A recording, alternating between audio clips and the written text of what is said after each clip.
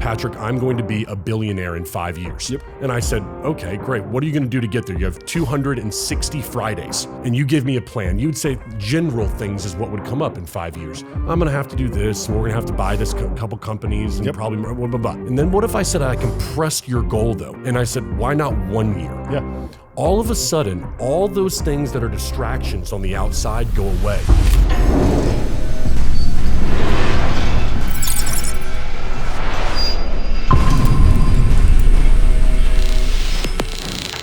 You're doing all media now. Yeah.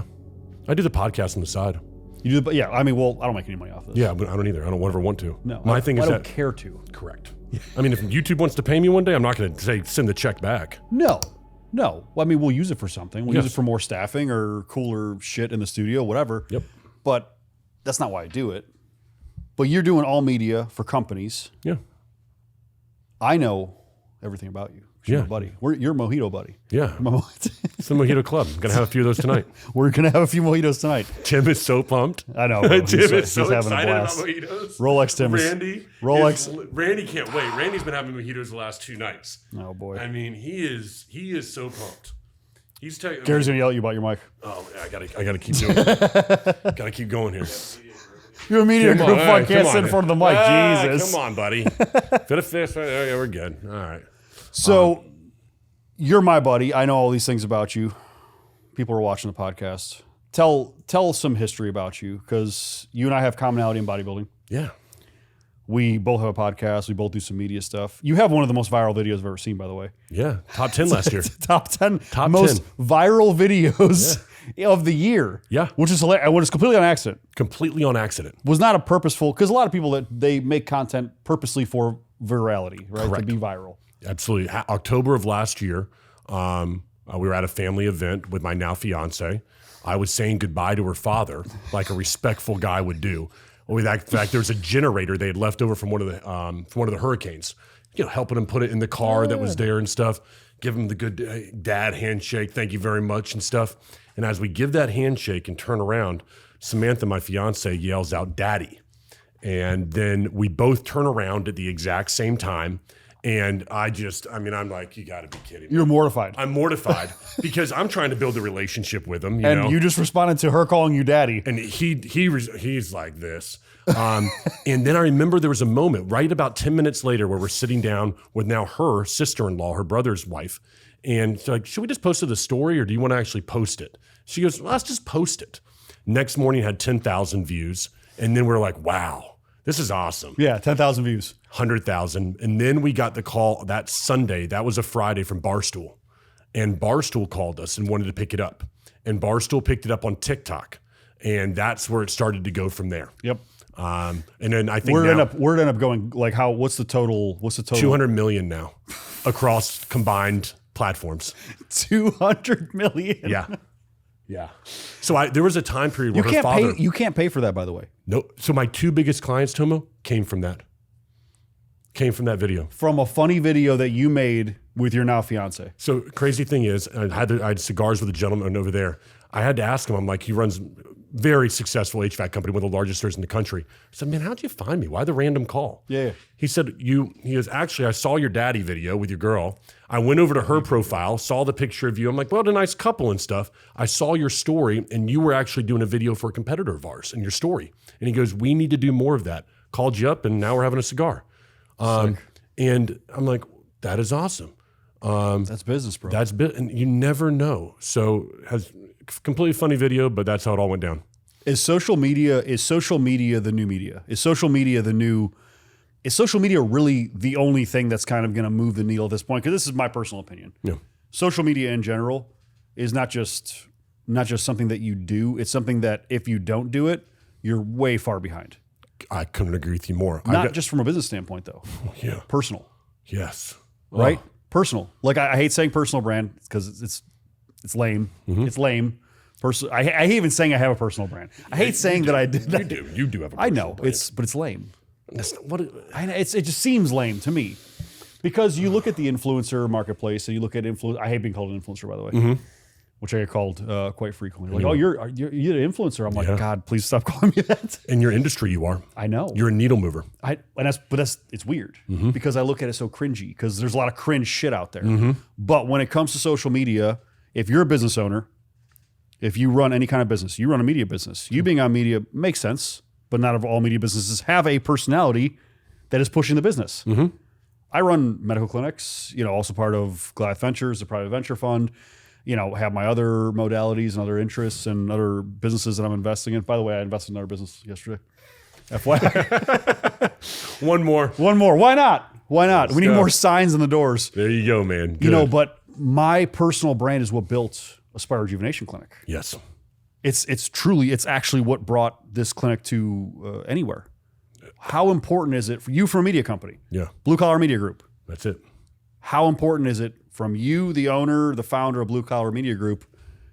How important is it for a personality or an owner or a character? It doesn't have to be the CEO. It doesn't have to be the founder. It can be somebody in the company. How important is that? What does it do? Here's the journey I think an entrepreneur should take when it comes to branding. I believe first, when you start your business, if you're starting from, let's say, in your mid-20s, early 30s, you have no personal brand probably beyond your friend group right there. So you start up your company. And at first, what I believe you have to do is you've got to run ads, you've got to build your company, tell people what makes you different, you've got to do all that. And so you're putting the basics. The basics. You're putting money behind Google and ad spend and everything to build your business there. In a perfect world, what you want to see happen is you want to see this. As you're building that, you want to start building that personal brand organically so that people begin to know who you are, what you represent. And then what happens is a beautiful tipping scale, Homo, is that eventually your personal brand becomes so good that people want to do business with you over here because of your personal brand. Yes. And you no longer have to put the ad spend and the money into building your business because your personal brand is supporting this over here. Yep.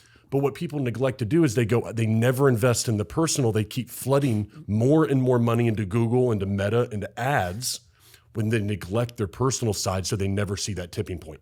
Well, I mean, how many businesses outside of like major ones, Rolex, right? Patek. How many businesses, small businesses, do you follow on social media? Very Almost few. none. Yeah. Almost none. Maybe 5% of your followers or of your following, what you follow is these small businesses. Nobody gives a fuck. Nope.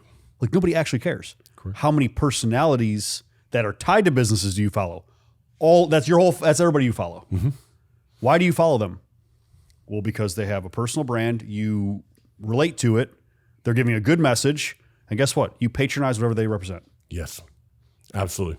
I think that the way a business owner should look at your Facebook, your Instagram, your YouTube page is that nobody cares about your business because it's not sexy. It's not Donald Trump or a girl in a bikini. So no one is going to jump onto Instagram, go searching for roofing companies and go, I can't wait to consume the content about Drip Edge today. All right. I don't even know what that is. Right. So here's the thing, or starter shingle or whatever it is. So, Yeah. But here's what does happen is that when I'm interested in getting a roof and I see an ad from a roofing company, what I will do is go to one of their pages wherever I'm most comfortable. Could be YouTube, Instagram, Facebook, LinkedIn, wherever I am most comfortable. And I'm going to make a determination about that company and what I call the 6-post rule, Tomo. Okay. That is what I teach my clients. They are going to look at one of your latest 6 posts. They're not going to scroll down your page November 2024 to find that great post that you made. And right there, they're going to make their complete assumption about your company and decide one of two things. Do I want to think about it? I don't know. I saw the ad. It's not really jiving. Or yes, I'm going to confirm my buying decision that this is the company that I want to work with. If I was a business owner, I would go look at my last 6 posts on my page. And are they representative I'm looking of your business right now? I want to look. Okay. I want to do it live right now. And then if it's not representative of your business, the easiest thing you can do, switch around what you have at the very top. And you can pin certain some posts. stuff at the top that people are going to see. All right, so assess mine. Yeah. All right, so here we Let's go. assess Aspire Rejuvenation Clinic live right here. This is my business. If he talks shit about it, we're gonna have to have a wrestling match after this. So here's what I'm seeing on here. So one shows that you're an expert in it, so you're actually in the business and that you're doing it. Got it. Second one, I'm seeing results, so authority-driven content. Got it. Third one, again, you're here, you're the guy, you look good. If I was a guy, I think, okay, I trust this dude. I want to look and talk like him so I could come into Aspire. People in suits, I'm going after that. And then I'm looking at more authority content. Got it. You have an attractive woman right here. This looks like somebody that if I was walking in here, okay, if I'm a woman, I want to be healthy like this person is. So I think it's it's on brand. So where would you improve? So doing an assessment like that, where would you improve something like this? Because every business is different. Sure. Because if you're a roofing company, you don't necessarily want you don't want the CEO in a suit wearing a Patek Philippe doing something like that, right? That doesn't matter. Yes. It doesn't matter. Maybe it might even backfire. It will, and it can. Okay. So here's what I would do if I was this. If you were my client, I was going to step you. I would say, hey, listen, what we need to do is we need something in the top left where you have it pinned right there that tells the story of Aspire. Now, if you only would listen to somebody and get maybe some documentary footage around here, but I mean, Gary. but if you had a powerful company story right there that told people this is who we are and this is what we represent, this is the foundation of my company right now, and this is the foundation of who you are, then what I'm going to look at is I'm going to go and I'm going to click on that. And then I'm going to understand you and your company. The brand story. The brand story. Got it. And so that's where I would start with that. I love that. And now you assess this one, we're a medical clinic. Is that brand story important in pretty much every industry? I believe that it is. Okay. Now, because you've got to have something that's the foundation to build off of. And I tell clients all the time when we sit down with them in pre-production, and let's say I'll ask them a question. I'll ask a roofing contractor something like, tell me about your services. And they'll go, I'm a roofer. What do you mean? I put on roofs, you idiot. Yeah. And I'm like, okay, now that I install roofs. Now you've gotten past that. Do you do TPO? Do you do tile only? Do you do shingle only? What about metal roofs? Commercial, residential? Do you do insurance? I love metal roofs, by the way. So all that, great buy, by the way. Worth the investment, in my opinion. So what I mean to say is that a lot of individuals don't even understand what their offer is. And one of the best parts about putting your company story together is that you actually begin to understand what you even offer the public. And I think that's you forget. You almost do. Yeah. You get so involved. You're in the day-to-day of it. And then you step back and you go, hold on, what do we do here? Well, 95% of our business comes from this one area right here. Yep. So maybe we just need to talk about that right now. And I think that's a great thing about the company stories, that it refocuses a lot of entrepreneurs. I like that. Yeah. I like that a lot. So let's talk about personal brand specifically. Does everyone, okay, this is a weird question. Does everyone need a personal brand? No. Should everyone have a personal brand? Absolutely not. Okay.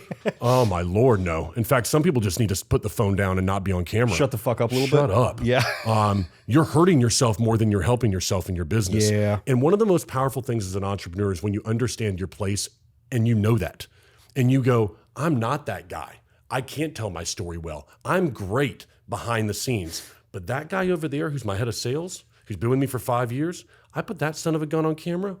Kills it. We're gonna crush it. Yeah. So then what you do is you just give an incentive structure for that person to be on camera. You track what comes in the door from the leads that from the videos that he generates. Yep. And then you have a system in place that works.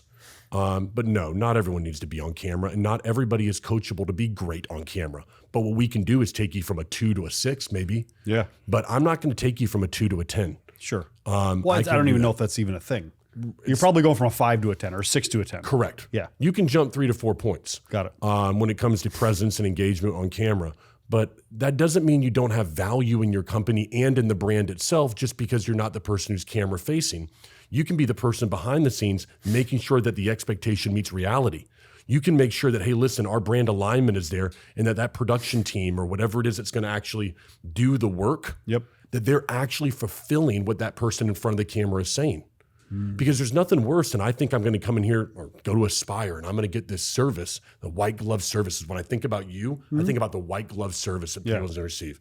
And then if I walk in and I don't get it, I'd almost rather not think I'm going to get it, because then I don't have an expectation built up in my head. That's a good point. That's a good point. So if you have like this larger than life character that's selling this dream that has no root in reality for their business. Yeah. None. That's funny. I think I've kind of witnessed that before. I'm trying to think what companies I have. Do you have an example? I'm trying to think. Do you have any examples of that, Gary? Think of like something where you're like, man, I can't wait to go to this thing, and then you go there and you're like, that was disappointing. Yeah. Like a restaurant maybe. There's a few restaurants like that. But I'm not gonna name. I don't want to name names. Yeah. I'm just saying, like, I couldn't think of anything specifically, like big company. I mean, I talk shit about like what crumble cookies. Yeah. Which Nothing are but cakes. poison cakes. They're poison cakes. They're poison cookies. I know that everybody's a fan of Chick-fil-A. Everyone uses a Chick-fil-A example. Everybody's a Chick-fil-A fan, and it's the Lord's chicken, but it's actually poison. We talked about this. I agree with you on that, man. Everyone loves themselves some Chick-fil-A. So do I. Yeah, I agree with People you. think I'm like a hater. I'm like, no. I'm like, I love it. I'm pissed that I found out it was garbage. How do you, man? How do you balance this? Like, so for you, I mean, you've got this image of such health, wellness. Like, do you ever go out and I know this about you as a friend. Sure. You balanced your life, but I think that people should know this about you. You have a balance to your life. You're not always that guy all the time. Now, a lot of times you'll get on to me about, Pat, what are you doing? Like, stop doing that. Stop drinking that crap. Stop doing that over there. And I'm like, all right, man, I get it. But you're not shoving it down your friends' throats and all that. No. Well, people think that I have this almighty look at health and wellness, and I live this perfect life, and 3:30 in the morning I'm in the cold plunge, and shut the fuck up. I'm not doing that, okay? Just so we're clear. I sleep in. Yeah. I will drink the occasional alcohol. I just got back from Prague, bro. You think we didn't drink there? Oh, We're shooting guns. We're drinking. We're smoking cigars. Yep. We're like, I don't live this high almighty, life that people think from health and wellness. But I'll tell people, listen, there's extremes to everything. I don't want to live like Brian Johnson. Mm-hmm. You know who he is? Yes, the guy who wants to live to like 300 years old or whatever. Yep. Listen, great case study. I appreciate him for what he's doing. Yes. From an anti-aging, wellness, and a longevity perspective, but I don't want to fucking live like him. No. And this may sound like weird, but I'd rather die 20 years earlier than him and enjoy my life a little bit. Yes. Personally, I'm one of those. I believe we only have one life to live. I think that you can do it in a relatively healthy and wellness-focused way. And also, what didn't me and you talk about this, the bank account thing? Oh, yeah. We talked about this the one night we were hanging out. Yeah, we were talking about it from a relationship standpoint. That's right. Accounts. So deposits and withdrawals. Yeah. I make deposits every day when I go to the gym. I always go to my morning routine. I don't give a shit how little I slept. The gym is just a part of my day. Yes. You think that's not putting deposits in for my health? Of course it is. Am I taking a withdrawal tonight when I drink maybe one too many mojitos with you? Fuck yeah, I am. Of course I am. But I understand that, you know? And I also am able to curtail that a little bit and not make it a problem. Yes. If you know you're an alcoholic and you know that you can't handle the drink, stay the fuck away from it. Yeah. There is no moderation for you. Sorry. If you ever smoked cigarettes or smoked cigars or used chewing tobacco and you know that it's very hard for you to quit that habit, don't do it. Yes. That's not a balance point for you. I can go to Europe and for a week I can smoke cigarettes, I can smoke cigars, I can use nicotine, the little nicotine pouches. Yep. And then I come back home and I don't think about it at all. I have a 0% addictive personality. Same here. Some people can't pick up a cigarette. They pick one up. Well, fuck, I smoke 3 packs a day now. Yep. I got advice for those people, Tomo. Please. It's the best piece of advice I've ever been given in my life, and I've said it many times. And I don't know if me and you have talked about it. I've talked about it on my show. If you have a personality like that, or if you're struggling with some kind of substance abuse, which I did in my 20s when I was doing the party lifestyle and the ecstasy, I did a lot of that stuff, and I struggled with it. And then someone told me this: it's okay to stop a bad decision. And so let me show you what I mean by that. You're somebody who this is where a lot of addiction starts. Yep. You go out and you say, I'm not going to drink tonight, and you have one drink. And then what happens, you go, let me have 2. Well, now that I've had 2, I might as well just have 8. I'm already out. Okay. You're reasoning with yourself. Correct. You start having this conversation. But the same is true in, let's just say, infidelity. You start having an affair. Well, I'm already involved in it now. I've already made the mistake. I'm doing the thing that I know I shouldn't be doing. Ooh. And so what happens in those moments, and I want to tell people this, it's okay to stop a bad decision, to push yourself away from the table and to stop what you've already begun. Yep. All right. And so if you are going out there and you've had that drink and you're like, oh, I told myself I wasn't going to do it and I've done it, that doesn't mean it has to continue. And you can accept the decision. Okay. Make the decision.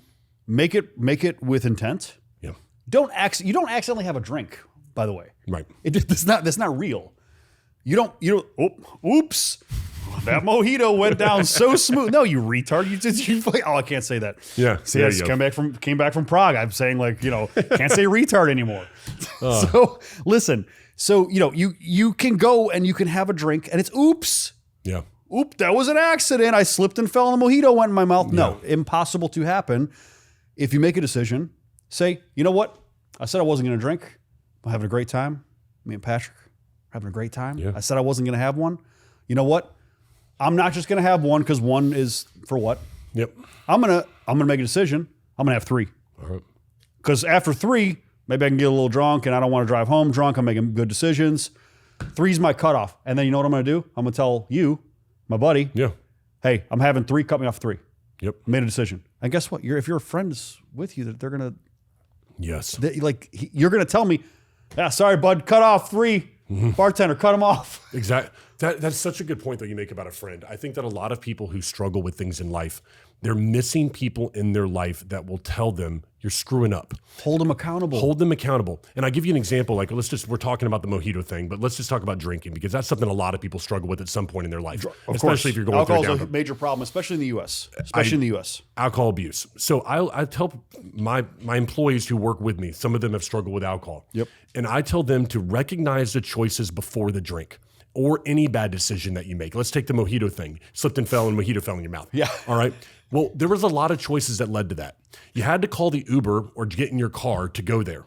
You had to drive there. You had to park your car. You had to get out of the car to walk in. You had to order it from the bartender. Yeah. Okay. You're making informed decisions the entire way. And so I think one of the most important things you can do is realize that you're making a series of decisions, and at any time in there, it's okay to stop a bad decision. And I really believe that a lot of people, they knew that. And they're like, I don't have to continue with this. I can stop at getting out of the car and get right back in. Just because I'm here doesn't mean I have to walk in the door. How about the power of saying no? Yes. Most powerful word, right? The power of saying no. Well, the power of saying yes is a huge one too. The power of saying yes and the power of saying no. Sometimes you don't know which one's the right answer. You hear what I'm saying? If I knew, today's Friday. We're filming this on a Friday. Tomorrow's Saturday. So I really don't have too many reasons to say no to our mojitos tonight, right? I was planning on it anyway. That's a yes for me. It's a yes because I get to hang out with my friends. I get to have great conversations, have fun, smoke a cigar or two, relax with my close people. You are one of them, right? We planned this all week. Yep, we did. All week. Group text. From when I was in Prague. These texts were started when I was in Prague. I just got back Monday. So, but the power of saying no. Now, if I know that I have a meeting, because tomorrow's Saturday, and that means a day off usually in the United States, well, Dubai, they're working. By the way, he knows that more than anybody. Yep. Dubai, they work every day. So if I had a meeting at 9 a.m. tomorrow morning, Dubai, it's U.S. time, 9 a.m., so it's 8 hours ahead in Dubai. If I knew I had that meeting, the power of saying no. Yes. Guys, I'm sorry, I can't do it. I'm sorry, I can't do it. I have to do this meeting for Dubai. There's $1 billion on the line. By the way, I love saying $1 billion now. Billion. B. Bro, I'm gonna be a billionaire. I don't know if you knew this. I'm gonna be a billionaire. Well, there's no one who deserves it more. Thank you. I appreciate that. I mean that with all my heart. Even if you told me go fuck yourself, Tomo, you're never gonna get it. I'm still getting it. No, you will get it. You will get it. So, the power of saying yes, the power of saying no. When do you make those decisions? What are the right decisions? It's simple. It's not hard. These are not things that are rocket science. We're not giving people the keys to the kingdom here. No, we're not putting heavy objects on the moon. No. Got a story for you on that one. So Norman Schwarzkopf, famous general in Desert Storm, right? He tells this beautiful story about decision making. And when he was coming up in the army, basically had this general. And the general assigned him, along with a lot of other people, with this task. The task was to come up over a period of months with where the military was going to go. And they were going to present to the Joint Chiefs of Staff all of their findings. And then there was one of two options in which way the military was going to go. And it was a very important decision, as he says. Okay. So him and these other guys get together for months, and they're doing the research. They're putting all the papers together. They're trying. They go before the Joint Chiefs of Staff, and they begin to make their presentation. And the guy that he was underneath, the general who was going to make the decision, as he says, he puts his hand down like this, and he goes, we're going to do that right there. Meeting adjourned. Everybody leaves. Schwarzkopf is confused as a young guy. He goes up to him afterwards, and he's like, permission to speak freely. Yeah, of course. He goes, General, I don't understand. We spent months putting all this stuff together. How the heck can you make a decision on that? You don't even have all the information. Sure. And to paraphrase, he said, we've been dicking around on this decision for months while you've been doing research, all right? He goes, I don't know if it's the right decision to make. I think it is, but here's what I do know. If it's the wrong decision to make, we're going to know a hell of a lot quicker than if I did nothing. And so what I did is I made a decision, and we'll adjust if it's the wrong decision. But I think that individuals, when it comes, they get so married to going down this path, especially when it becomes part of their identity and who they are, that they're afraid to adjust. But for me, I always think about that. Sometimes the worst thing you can do is do nothing. Make a decision, make a mistake, and then adjust, and you know that's not what you're supposed to do. But don't just sit around waiting for life to happen to you. Man, that's powerful. That's super Storm and Norm, General Schwarzkopf. Remember growing up in the early 90s, man, that guy was, you want to talk about press conferences, go watch one of that guy's press conferences. They were badass. He was he was something special in the 90s. I was indecision, I think, is the most crippling thing that people suffer. Yeah. Like not being able to decide and then either just sitting and wasting time or making a decision with making a move with no decision. Does that make sense? Do you understand what I'm saying there? Just activity for activity. Activity for activity. Yeah. So it's like, well, I don't really know what decision to make, but I'm just gonna keep moving forward this way. No. It's the indecision and then an action is just complete. It's nonsense. I'm going to work through this right here with you because I would talk to you about this tonight.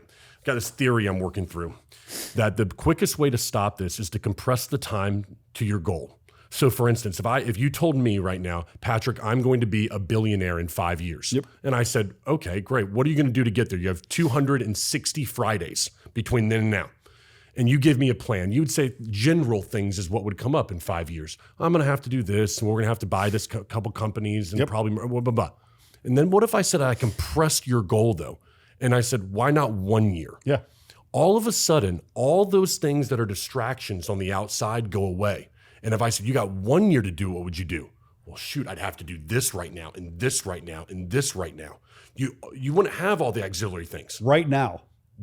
Right now. And the power of right now. And the thing is that most business owners that we work with, and if we posed, I've been trying to pose this question to them, they always have a resource problem is always what they come up with. I don't have enough money. And it's not a resource, it's a resourceful problem. Yep. You can find the money to invest in it. You could do it. But here's the thing. Are you willing to take a chance on yourself?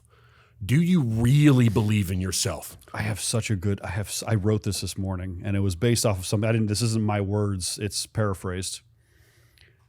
This was somebody who was speaking in front of a room of people, hypothetically, I believe. Okay. So if I ask a room full of people, what's the probability of you making $1 million this year? Room full of people. Think there's 50 people in here. Okay. Most people will say 0%. Most people. Some people might say 1%, 2%. Maybe there's a couple in there that say 5%. The people that actually will be making it will say, okay, yeah, 100%. But very few, because very few people make $1 million a year. If I pose the same question and I say, what are the chances of you making $1 million this year? And if you didn't, your entire family dies.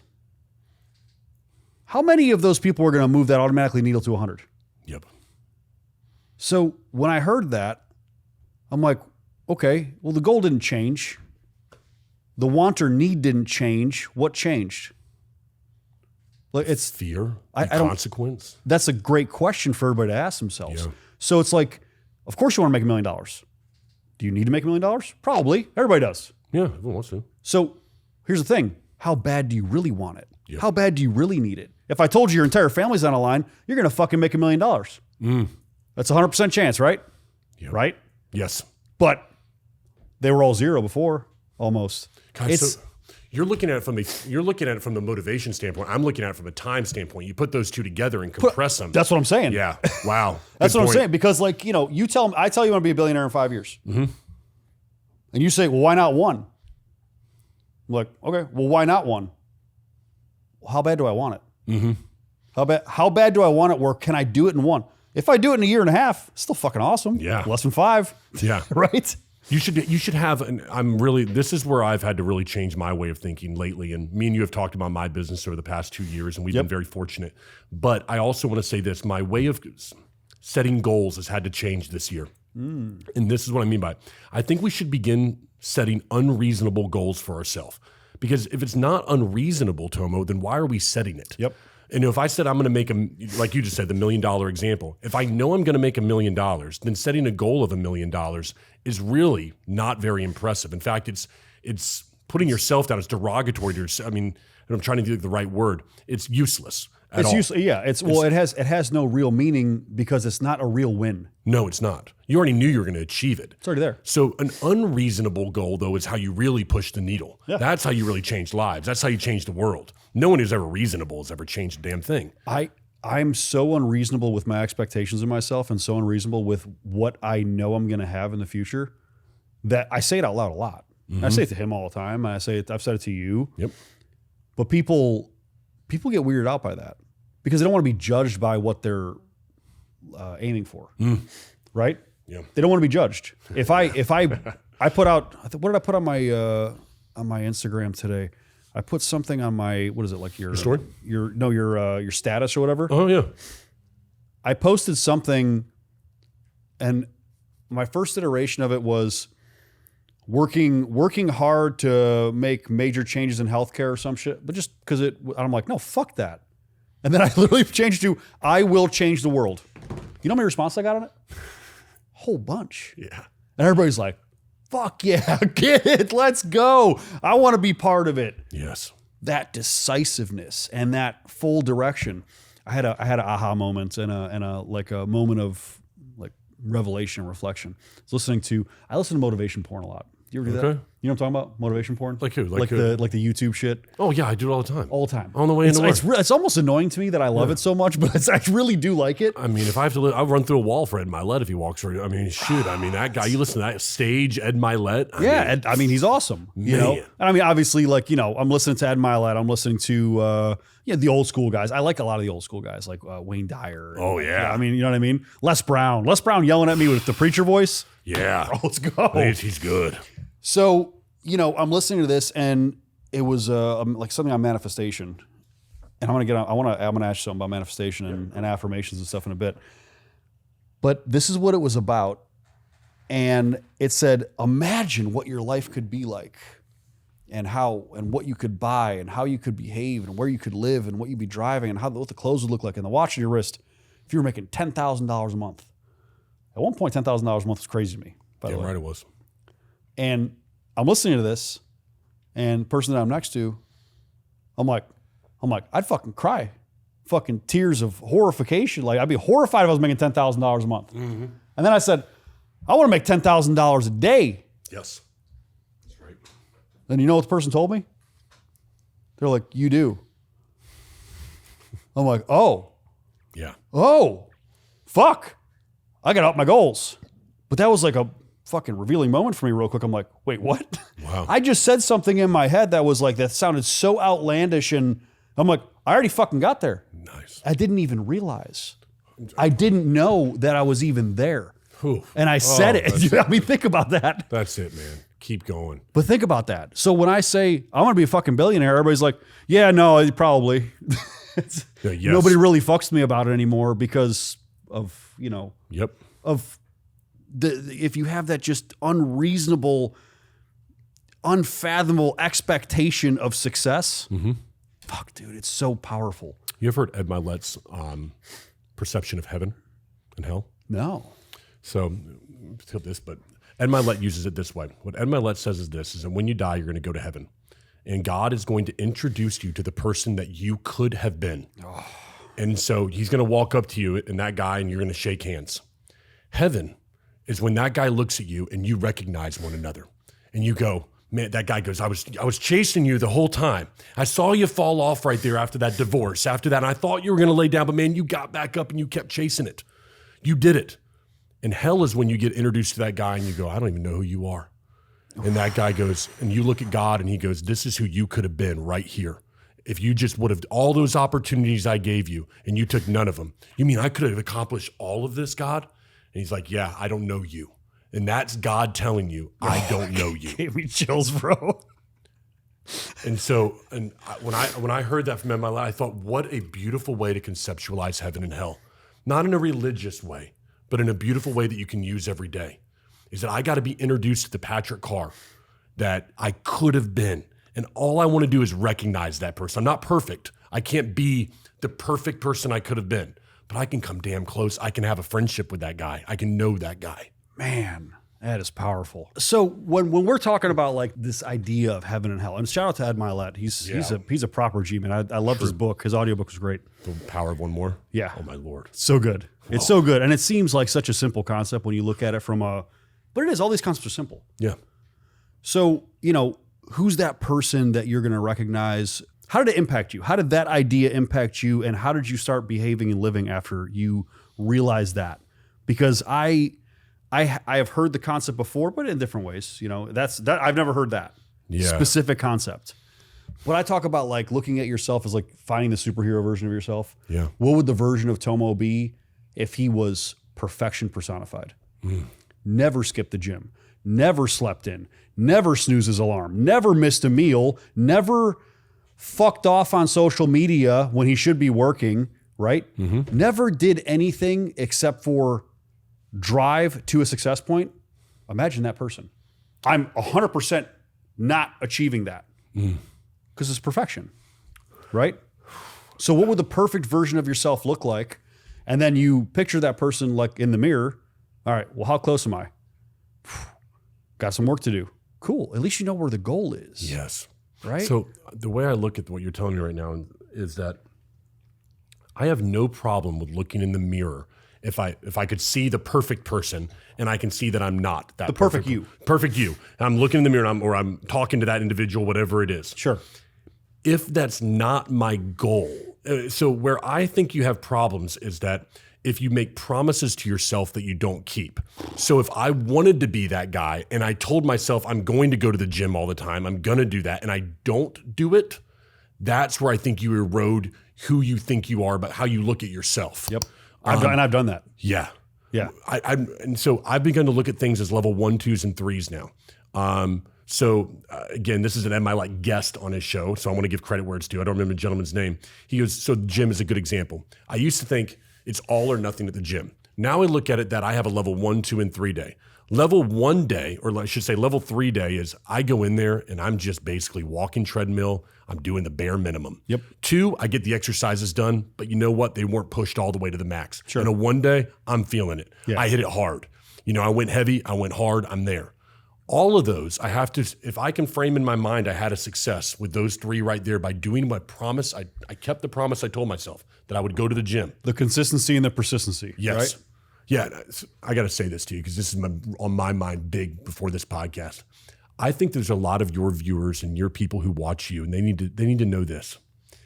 You don't need to be, let me use an analogy. In life, you don't need to be the best athlete. You don't need to be the LeBron James of business. What you have to be is that annoying motherfucker that everybody knew in high school on every team who wasn't talented, okay? But he just wouldn't give up. Yeah. And you'd be in practice Wouldn't and everybody, stop. and you're like, why is this guy giving 120% right now? We're an hour and a half into practice. I'm tired, man. Like, enough, bro. But he had no talent. But man, he always was there just nipping at you. You knew he was going to if he had to guard you in practice, you had to go against him on the line. It's like, oh man, I got to work today. How often does hard work beat talent? All the time. All the time. All the time. Constantly. Yep. That's what I'm saying. Be that guy in life. I'm not, there is nothing particularly special about me running a multi-8-figure medical clinic. I'm not a doctor. I had no formal training. I didn't go to business school. What did I do? I decided that this is going to succeed or I'm going to die. Persistent, consistent. I am fucking doing it. That's what was special about me. Yeah, well, so let's talk, because me and you have talked about this privately, so I want to just bring it up right now. In my opinion, one of your talents, your thing that you do better than anybody else is that I've told you this, you will talk to people, and it doesn't matter where they're at in life. You make them feel like they're the only person in the room right there in front of you, and that whatever they're going through, that it's okay and reasonable, and that you're listening to it. You don't talk down to them or beneath them. You raise them up, which is so easy to bring them down, and you could and everything. You could tell them you're not doing this right or that, and you don't. And then secondly, your ability to take an idea that is complicated and simplify it for the person that's in front of you. Is beyond reproach, in my opinion. And so, like, when I talk this genius that you have, which I look at your genius as interpersonal. Sure. You can recognize the emotions in other people. You can read a room very well. That's a genius right there. It's not aesthetic genius, an athlete, or it may not be a mathematical genius, but there's something there. You think everybody has a certain type of genius? And thank you for the compliment, by the way. Yes. Yeah. That's the thing. And this is where I want people to understand, just because the school didn't tell you you're a genius doesn't mean you're not. We can get a whole podcast on the failures of school. Oh, Lord. But you are a genius in interpersonal relationships. And so I believe that if we started to tell children more, if there's a young man out there who's like, I'm not that smart. Okay, whoa, it may not be, maybe you're not talented here, but an area. Every one of us know there's this God-given area that we're better at than other people are. And it may just be so simple as you can recognize an emotion in somebody else before another individual can. But that skill, that one skill, can take you to huge places. Well, so it's that gift that God gave you, or if you want to say the universe, whatever, I don't care how you want to call it. That one gift is a thing that everybody sees that you do well, that it just kind of comes naturally. You don't have to really try. You don't really have to hone it. But imagine if you honed it. Oh, yeah. Imagine if you honed it. Imagine if you realize that, oh shit, like I'm really good at X. Give any example, doesn't matter. I'm really good at math. Make an easy one, school thing, right? I'm really good at math. Lean into it. And that's what school should be, by the way. When we discover these, and they should try this, the first few years of school for kids should be focusing on finding that gift in the kid and then going full bore into it. Like, I don't believe, okay, so I believe in having some, like, you need to know how to fucking read. Sure. Fine. Okay. You need to know how to read. You know how to do simple, basic math. You need to know how to communicate effectively. These are basics. Yep. You should be in shape. You should not be a fat slob. The basics of life, in my opinion, right? But there's that one thing that you do really, really well, and everybody's like, shit, he's really good at that. Yep. He's really good at that. All of your focus should go into becoming the foremost expert in that thing. Because not just for you, not just for your success, not just for your mindset and your health and your mental wellness and all these things, which, by the way, you're going to feel a lot better when you do that. Correct. You're going to like it. You're going to like it. You're going to like your life. Yeah. So not only for that, but the world needs it. The world needs it. The world needs you to realize your gift because that's what you're here for. Yes. And so many people, well, I always wanted to play the trombone or the trumpet or the piano, but I just became an accountant. Fuck that. Yeah. Like, seriously, I'm not joking. Like, I'm not saying hang it up because if you have a family, you got people to feed, but you better start playing the piano right now. You better start doing that thing that you love because you were meant to do it. It's people just completely just throw away all the feelings of their heart and their soul, and they go into the mind thing. Well, I guess I'll just do that. Nothing against accountants, guys. I love you sometimes. Nothing against being an accountant. Nothing against making money. But you will make more money following your passion. It may not be the first day. It may not be the first month.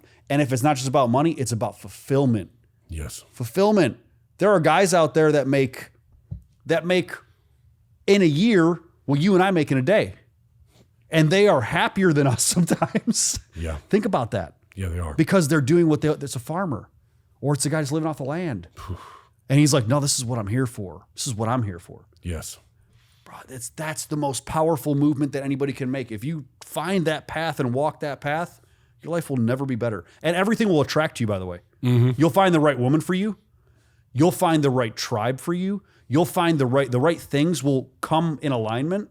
You talk about meeting that man and the man that you recognize in heaven, right? Yes. The Ed Milet thing. Yeah. Going full circle here in this story, you're going to meet that person and God's going to present all these gifts and you're going to recognize them. The reason why people don't even recognize the gifts that are given in front of them is because they're on a completely wrong path. The gift's on this path. You're on this path. You're supposed to be playing piano over here. You're being an accountant over here. Yes. You can't even see it. It's too far away. Oh my God, yeah. Holy shit. It's like it's not hard to fathom, why there's so many people that are just depressed and anxious and unhappy and I mean, we can go all the way down the rabbit hole. You're in the wrong relationship because you took the wrong life path. You didn't take the one that you were passionate about. You took the one that you was safe for money or for this, or because your parents told you, man, I can't tell people enough to stop listening to anybody else. Your heart and your soul tell you exactly what you're supposed to be doing and where you're supposed to be. They really do. Absolutely. I'm going to tell you a story right here. So I talk about, my father died in 2009, died having sex. Okay. Cheers to him. Cheers to him. Yeah. Cheers to him. God bless. So my dad dies having sex in 2009. He's on top of the girl, does his thing. As he's doing it, has a heart attack. All right. I get a call from her, everything. She was in shock. She kept on saying he went and then he went. All right. That's all I got. That's all I got about it that day. Right, I promise I'm going somewhere with this. I'm trying not to smile about this, but it's but if you're going to go, that's how you go. Fucking hell. I've told it. But anyway, so I'm clearing out my dad's things, and I come across a letter. He writes me a letter that he knew he was going to die. He felt it for a couple of years. And he had not taken care of himself, but right there in the front of his laptop, Patrick, and I opened it up, and it was 36 pages, this letter to me about 36 pages typed out about decisions that he had made and things he wanted me to know what he was thinking behind the scenes, things that I didn't know about him and what he had gone through. And he wanted this kind of the yearbook of his life. Wow. And he tells this story the last time that I saw him. And I think this is a real example of purpose and being a man. And this is how I look at being a man now for the last 16 years since I read that. I think a lot of people would do well to hear it. The last time I see him, he worked at liquor and tobacco stores, cheap smokes, tobacco, and liquor. That's what he did. So I was there on spring break. I was at home where I'd work for 2 weeks in the store. And then I would get unlimited amounts of alcohol to pack into my car to bring back to the University of Florida. So liquor, beer, anything I wanted. So I could show back up to the fraternity house feeling like a god, right? Yeah. So I'm packing all my car down. You're the top G of the fraternity house. I'm the top G of the fraternity house. I'm feeling great. I'm the party guy. That's right. And people can't wait. They've got their orders in for me. So I'm packing up and I'm ready to go, and I'm in a hurry to get out of there. And I give them, the half hug. I drive out. I'm on my way back to drive from Missouri to the University of Florida. All right, because I had to pack my car down. About, a mile down the road, forget my jacket, call my dad up and I go, hey, I'm coming back to get my jacket. He's like, no problem. I get there, I go up to the door, hands me my jacket, little half hug again, and I'm out of there. I didn't realize at that time that was going to be the last time that I ever saw him. He did. So when I read the story and I read this, we got the other half of it from his perspective. He walked out and gave me the jacket originally and gave me the jacket and I left. He walked back inside, he closed the door, and he put his back against the door, and he fell down to the floor, and he put his hands in his face, and he started to weep. And he knew that was going to be the last time that he ever saw his son. But as the story goes, I called him and said, I'm coming back. And so as I called him, he told me in the letter, he says, I couldn't let Patrick see this side of me because I know if he did, he'd never leave again, and he'd come and stay with me, and he'd want me to be good and well and healthy. But he won't progress in his life if I do that. Oof. And so what he had to do is pick himself back up and quickly wipe the tears from his face, put on a smile, put his glasses back on, answer the door, give me the jacket, and say goodbye, knowing exactly the same thing, and did it all over again. But I never knew the difference. And so when I think about what you're telling me right now about purpose, about what it means to actually live a life of meaning, is that to me is what it means to be a man. Mm-hmm. Is that you go ahead and you shield the people that you love from that which is the worst in life. And that's why where this thing, it says stand in the gap. Stand in the gap as a man between the people that you love, the employees that you love, the people that mean the most to you in what is a nasty world. Mm-hmm. And if it's going to be nasty and you're going to stand in that gap and you're going to be that guy, then damn it, be that guy that's on the path that you talked about, that's going towards something that's fulfilling, all right? You're going to have to stand in that gap no matter what. Both of them have the gap. Both of them have a gap. And so what I'm looking at now is, man, go make that life as good as you can and then be the man that you're supposed to be wherever you're supposed to be in life. And I think a lot of times that's just protecting the people that you value most. So for me, that's been the thing that has stuck with me the most about what it means to be a man in this world and to have purpose. Finding that place for you to stand. And for people that have just heard this and maybe it was just as profound for them as it is for me right now, their problem is they think it's too late. Gosh, And I hate it. Me too. And I hate when people do it. I hate when people look at it and are like, yeah, it's just, I'm 35 now. 35 now. I've heard I'm 35 now before. I'm like, fuck. God. I left police work when I was 35. Man. 34. I left police work when I was 34. There's guys that are 35 out there saying, wow, it's just too late for me. I'm just gonna stick out in this career that I hate. Stay with the woman that I don't want to be with. You know, like all these things, it's just too late for me. What the fuck are you talking about? Like, there's people living to 80, 90, 100 years old everywhere. Yes. You're 35 and 40. You're not even halfway through, God willing. And it's too late? Why? No, it's not too Your late. teenage years, your 20s, you were fucking about. You just started. You just started. So what's your advice for somebody that just heard this and I guarantee anybody that just heard that was like, man, it's awesome. Like, pump me up. But then they're going to shut this off and they're going to just go back to their shitty life that they hate. Yeah, I got one piece of advice for you, that you're most qualified to help the person that you used to be. So here's how I want you to look at life, is that if you were in your 30s, 35, 40, 45, and you wasted it away, all right, you're most now at 55, at whatever age you're going to get to, you will be most qualified to help the 35, 45 person that's coming behind you who thinks they've wasted their time. So the only way, and you can, for instance, the best person who can help an alcoholic is somebody that's an alcoholic themselves and how to deal with it. Yeah. And so whatever thing that you think you've done in your life, whatever timetable you haven't met, there's somebody else out there who thinks they haven't met that timetable too. And you now have an opportunity to be the person that is able to show them that they can do it. And then take that person and go, I did it, man. Come on, you can help that guy. Maybe right now you can't because you haven't had the experience. But go out there and accomplish something, and you'll be the person that's most qualified to help that person right there. But here's the thing. People get in this mindset where it's too late or it's too hard or it's too risky or it's too that. Well, the riskiest thing in the world to me is just staying the same. You don't even want to be there. Yeah. Like actually, I heard Tate say this. He's like, most of you are a statue that's just getting shit on by pigeons all day. And all you have to do is fucking move.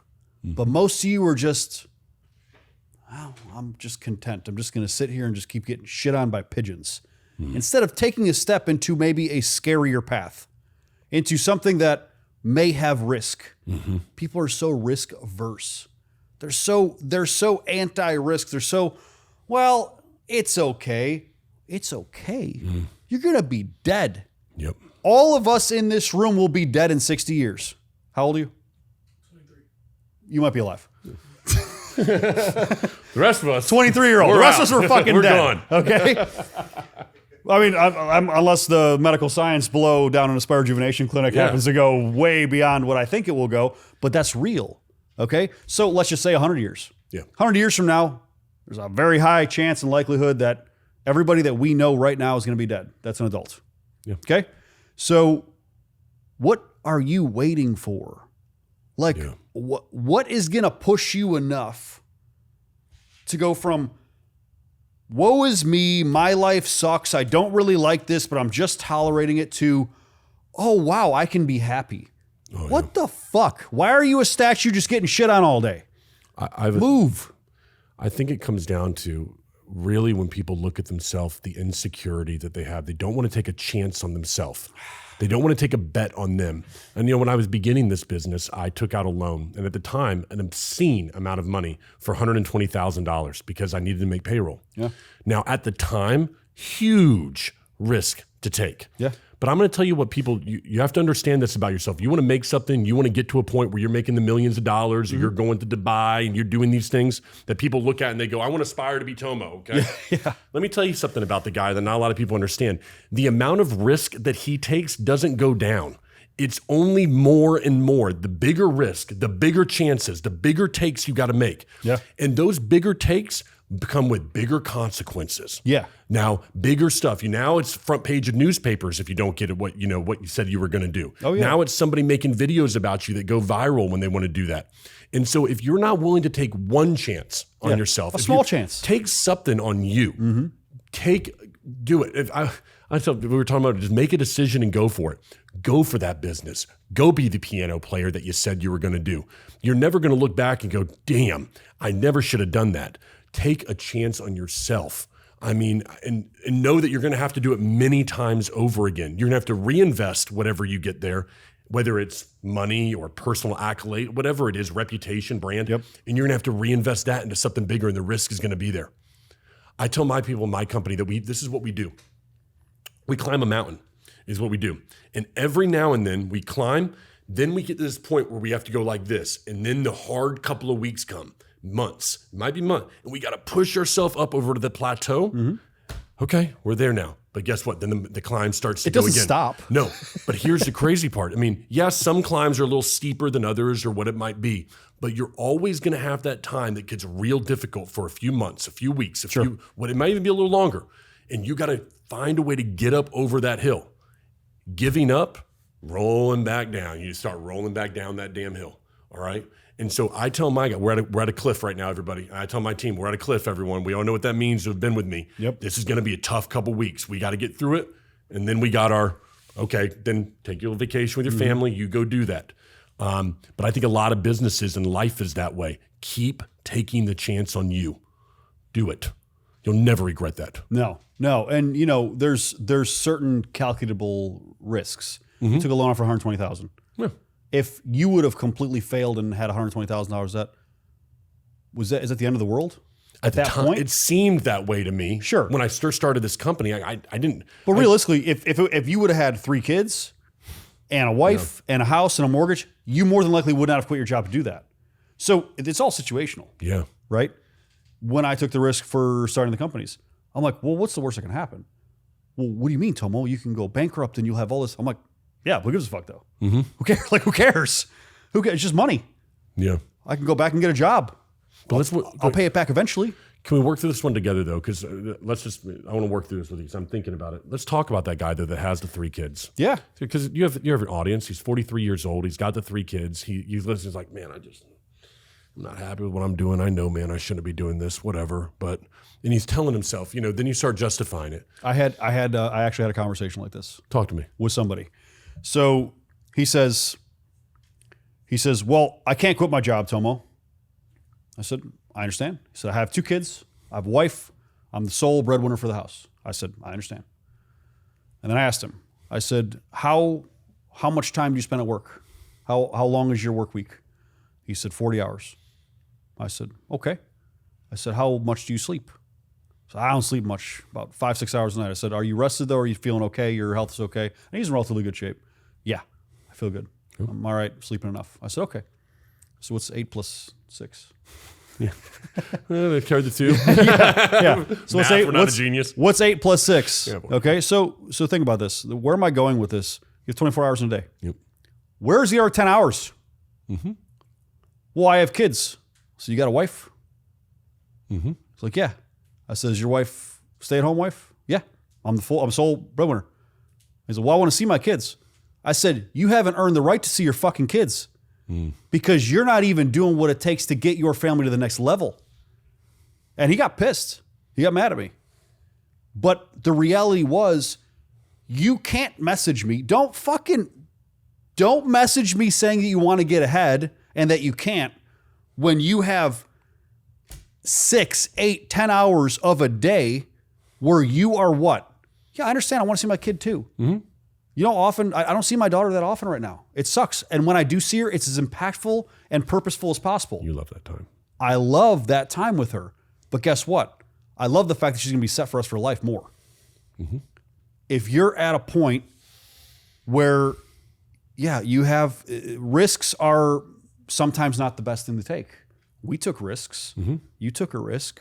I'm sure you've taken risks. So you take risks when you can, and sometimes maybe I wouldn't take that risk having a daughter right now because if I have to feed her, I'm not going to quit my law enforcement job and take a risk and start a business and not make money because she could starve.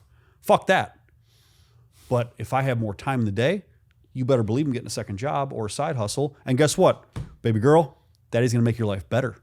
Mm-hmm. You tell your wife or your girlfriend or boyfriend, husband, whatever, I don't care what it is. You tell them, hey, I'm going to work to make this family better. You have literally no excuse. You literally have no excuse but to be successful. And I mean this in the most upfront way. And people are like, oh, well, Tomo, somebody said on Facebook, pissed me off. I actually like the guy. He's my buddy. Hardcore leftist liberal, and I'm obviously not leftist liberal. No. But he and I are buddies. He's a patient at Aspire. We argue all the time. But he told me, I think you've maybe lost track of reality of what it's like to be like an hourly employee or living paycheck to paycheck. I'm like, bitch, I was there 5 years ago. I'm like, I'm like, not only did I go from paycheck to paycheck 5 years ago, I then went into entrepreneurship where I didn't pay myself for 18 months. Damn right. 18 months. Yep, you think I lost, I lost track of what reality is? No, I just stopped making excuses on what reality is. Mm-hmm. That's the real thing about it.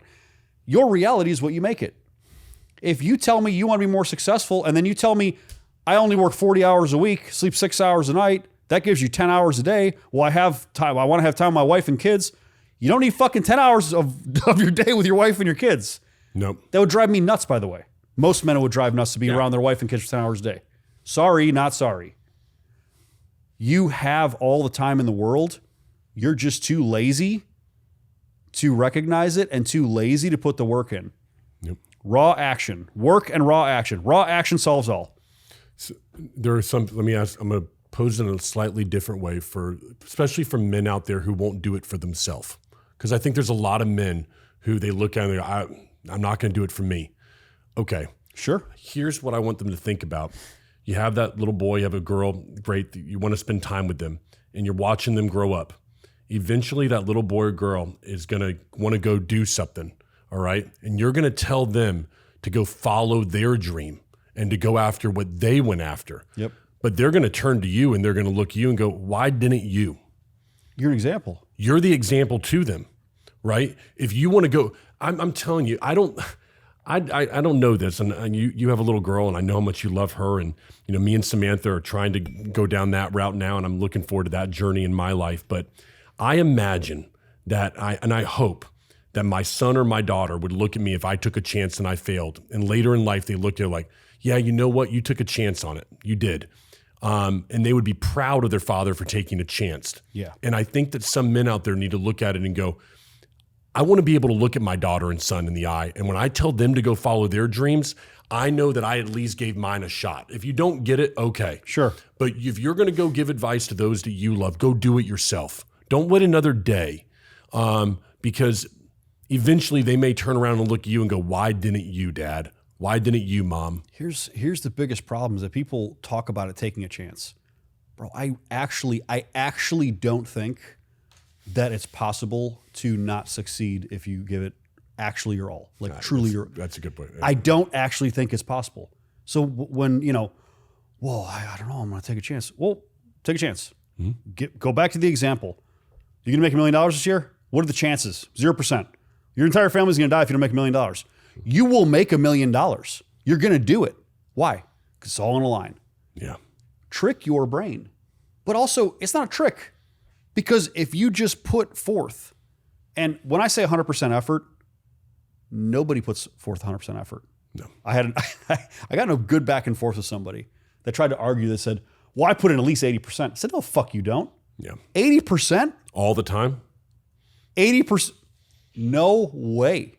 No way. I think most people are putting 5 or 10%. Most people. Because think about what's 100%.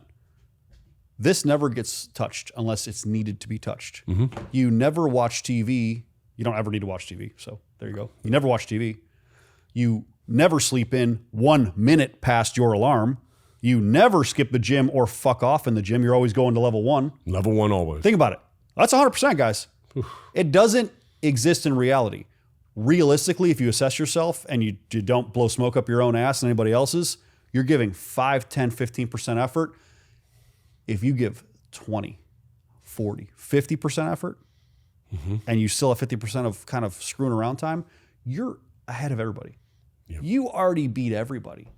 I think that one of the biggest as you have more success, what you realize is that you can give 5 to 10% as long as you realize when it's time to give 90, 100%, because there are going to be periods where you have to give that. You can't give 100% altogether, right, all the time. It's impossible. But there's going to have to be something. There's going to be a period of time, a short burst. Oh, I did it. Yeah, you've done it. When you, I see your trips and stuff like that. But thinking of trips, have you ever told the story? I know you put the picture up there. Have you told the story on here of what? The cab the first time you go to Dubai? Have you told it? No, I don't think so. Will you tell it? Listen, this story, and I've told you already personally between you and I'm gonna knock it. I can be an emotional person. Yeah. I got emotional when I read it, and I need you just to tell people this story because they look at you, brother, and it means the world to me. I'm so happy to see your success as a friend. And tell the story. Just do it, please. Okay, so he's talking about a reel that I posted on Instagram, and I'm in first class. I'm in first class on Emirates. Emirates first class is not cheap. No. And I was reflecting back while I'm sitting in first class, and I'm reflecting while I'm sitting on this flight that's about $10,000, I think, a flight each way. Yep. Crazy, yeah, cool. Earned, not crazy. Yep. In 2019, November of 2019, it was my first trip ever in Dubai. I borrowed, I think, almost maybe $3,200 from my mom, so I could go to an education course in Dubai, stay at a hotel, and get the flight, flew economy, of course. Thank God there was nobody in my row so I could lay down and sleep in the 15-hour flight. And basically the hotel and the whole package with A4M, it's an Anti-Aging Association of America. The whole package came with a lunch every day, and it came with a early dinner, and then the hotel had free breakfast. So my meals were paid for too. I wanted to go to the gym every day. Hotel that I was at didn't have a gym. So I would have to take a cab to the gym. I was so worried about how much cab costs were in 2019. This is my big reflection point. Is from 2019, the winter of 2019, to the summer of 2025, I went from not being able to really afford a cab, I'm using credit cards to afford a $4 taxi ride because I had no money. Zero. To flying first class, being served caviar on an Emirates first class flight, flying back from Dubai after negotiating deals to open my first international clinic in the UAE. It was a super, and that's getting me a little emotional because I don't tell it. I don't talk about it. I know you don't. It's strange for me to talk about it because I don't want to look, I look at it as if someone may look at it as I'm boasting. No. And I'm not trying to boast. Nope. It's a very reflective moment when I had that moment, and I was very tired when I made that reel. Everybody could tell her you are right. Yeah, you were Everybody's tired. You are right. You look. I'm like, you don't understand Dubai.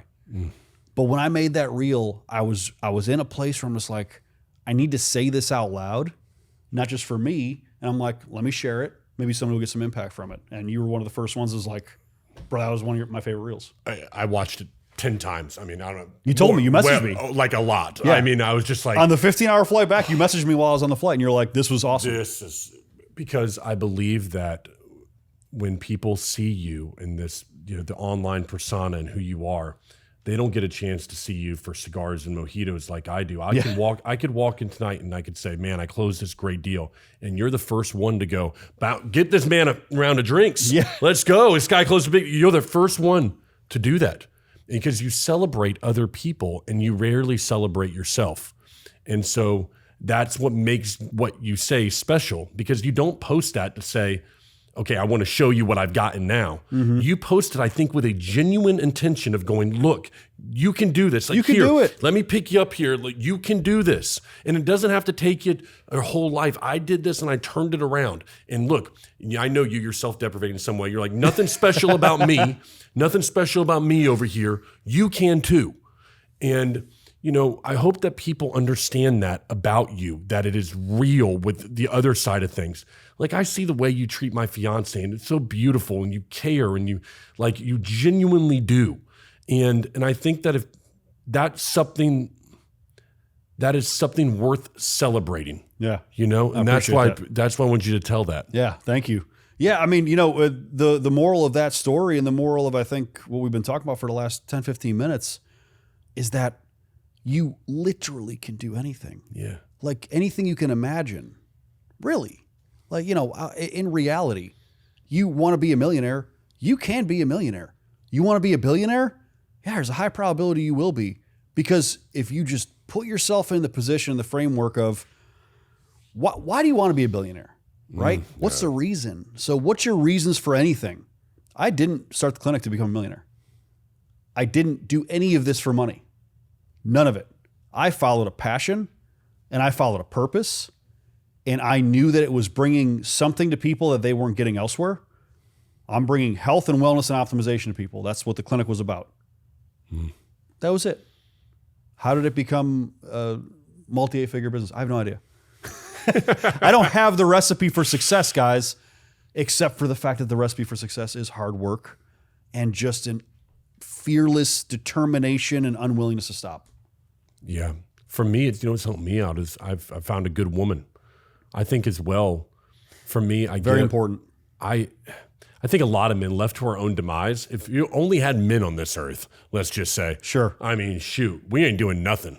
I don't care about much of anything, really. But, finding her for me, Tomo, I got, like this morning, I got up at 4:30 because I could get from Claremont over to the office. I got to do my thing. And I sit up she would say this, and I know she would. I get up in the morning, alarm goes off. I sit up and I sit on the edge of the bed. And I go, you got to do what you got to do. And I got to say that you got to do it.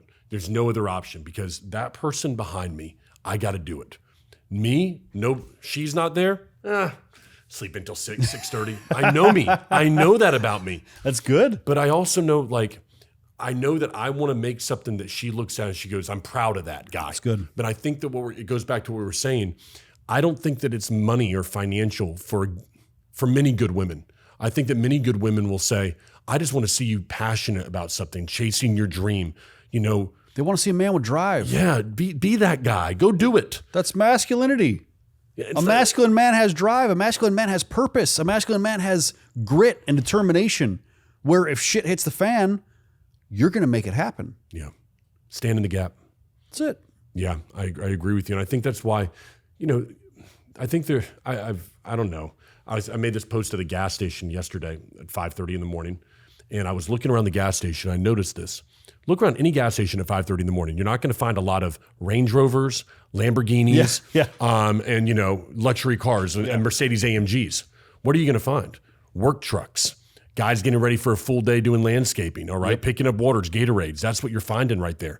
And it is not just about how hard you work. All right, you've got to get up and you've got to do high value things if you're going to become that individual. Yep.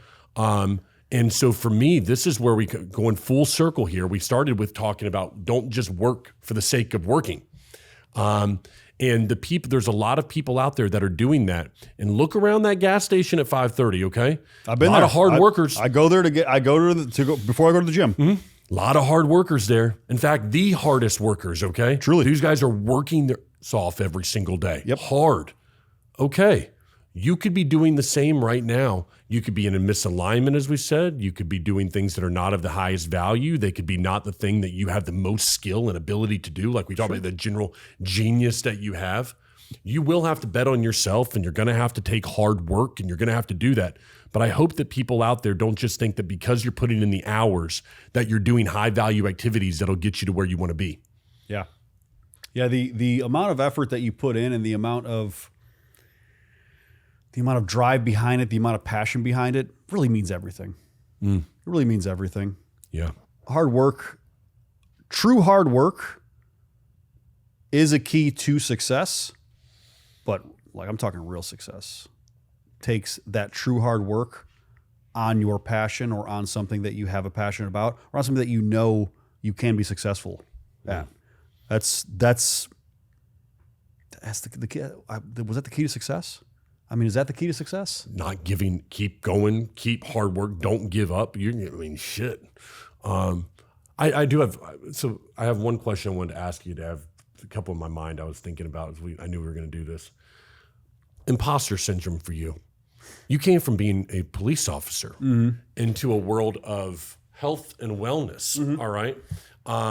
Like, how did you deal with that? Because there are going to be people that have to walk into rooms where it's like, do I have any business being in this room? Did you ever feel that? And how did you overcome it?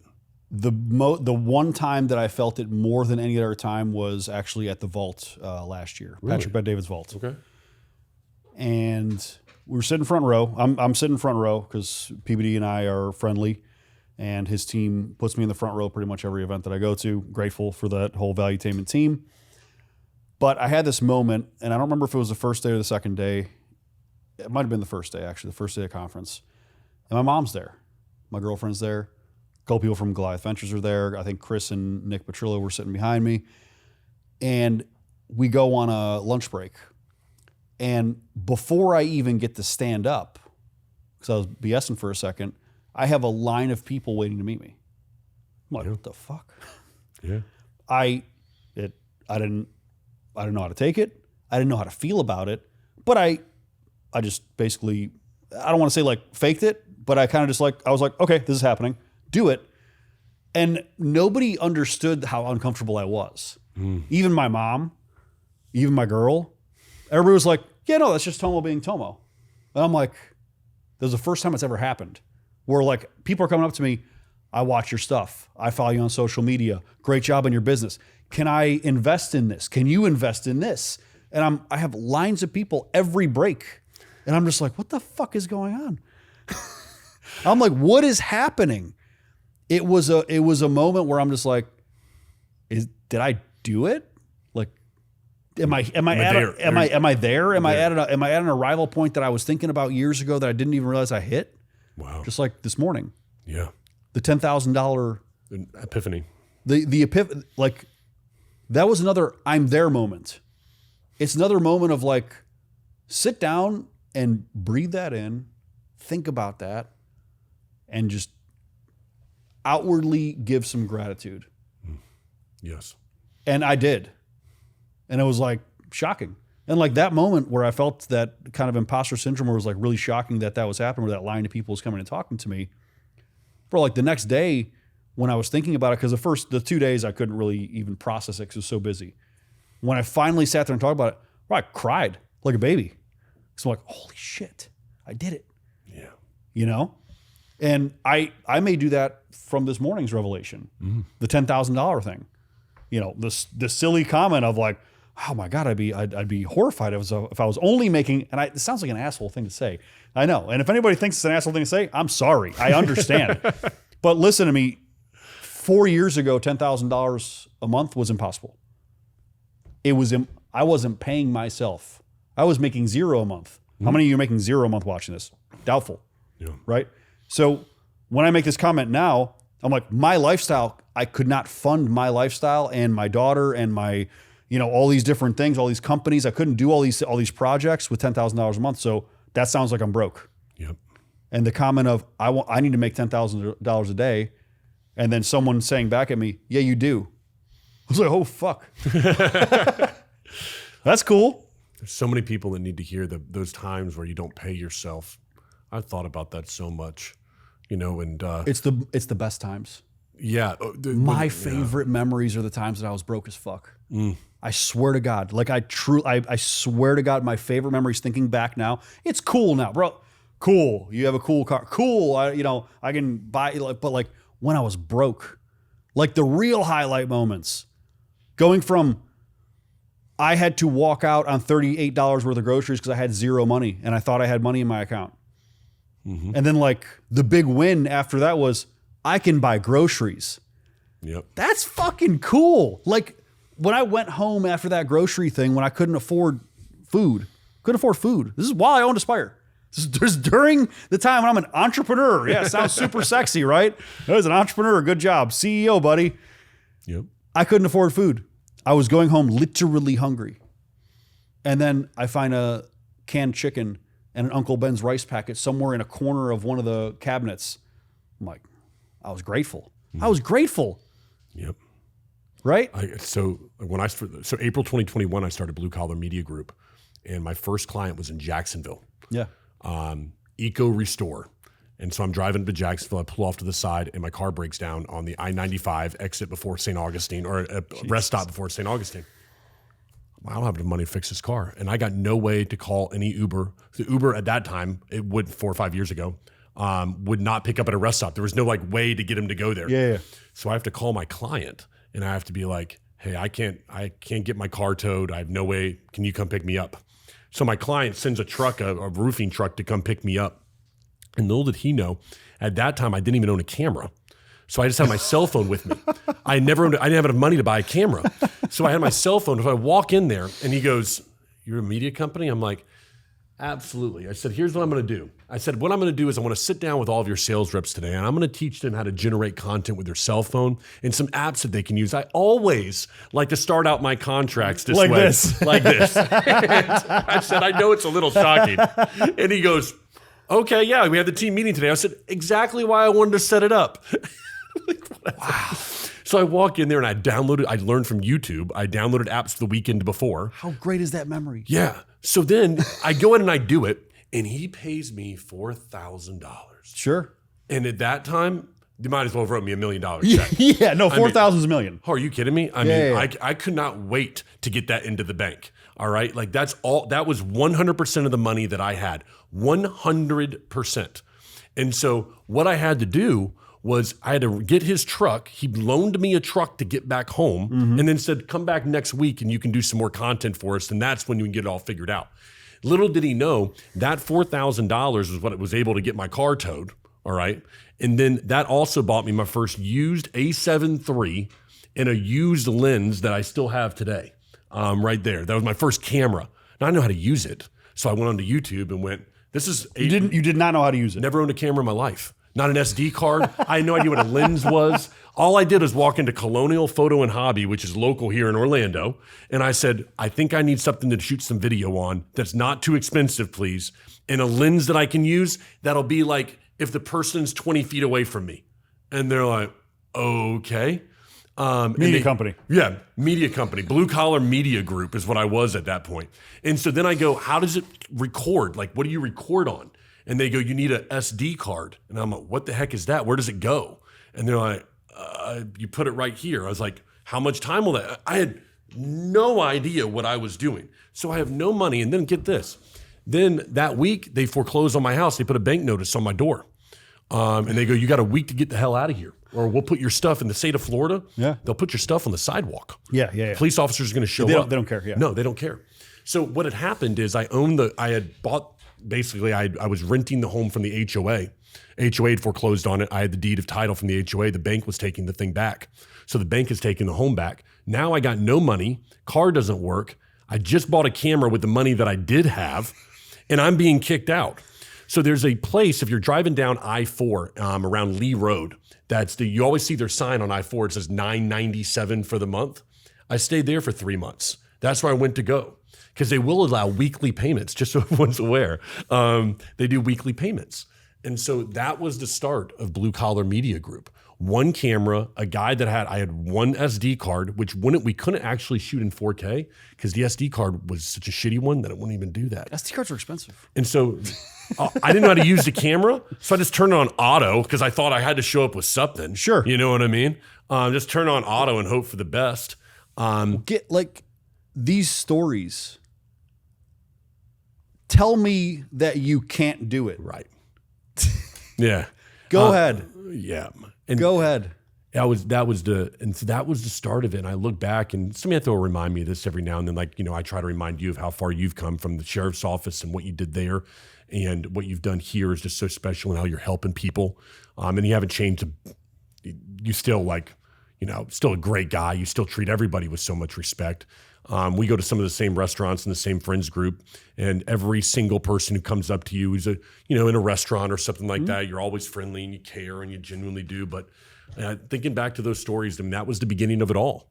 Aren't those the best stories? Yeah. Well, they're really not great at the time. At the time, No, they suck. Yeah, they suck. They suck, but trust me, if you get through them, yeah, they're going to be the best stories. And I don't know what's going to happen to my company. There's times coming up here in the next couple months where I'm going to have to take a bigger risk. Bro, what's great, and I know this, What's great is that you've unlocked the real secret to always get back to a success point. It's understanding what it actually takes, right? And if you understand it, so you've already done it, right? Once you've already done it, and you know that, like, oh yeah, no, it's gonna hurt. Yeah, no, it's gonna be a struggle. Like, my car may break down. I may have to live in an efficiency apartment. I sometimes dare the universe. Pull me back to zero. Oh man. But the come up after it is a fucking movie. The come up after it, it's already a movie. The come up after, if you put me back to zero, dude, yeah, everybody's screwed. I will pick an industry that I want to go into and I will decimate the competition. Why? Because I understand that if I just behave how I know I need to behave when I'm under the gun, all that pressure. Yeah. Oh, I have zero fear. Yes. Zero. What am I going to do? I'm not going to die. Try me. It'd be the same thing with you.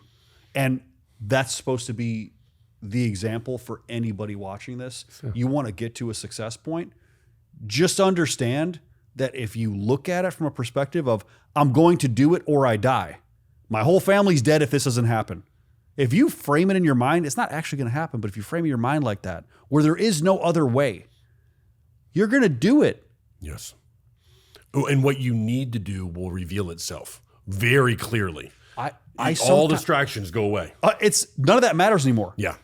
You think you need sleep? Oh, no. Well, I need 8 hours of sleep. No, the fuck you don't. No. Go onto the gun. Go onto the gun. You don't need 8 hours of sleep. Nope. You will be baffled at how much you can do and how much you can succeed. Yes. That's great right there, man.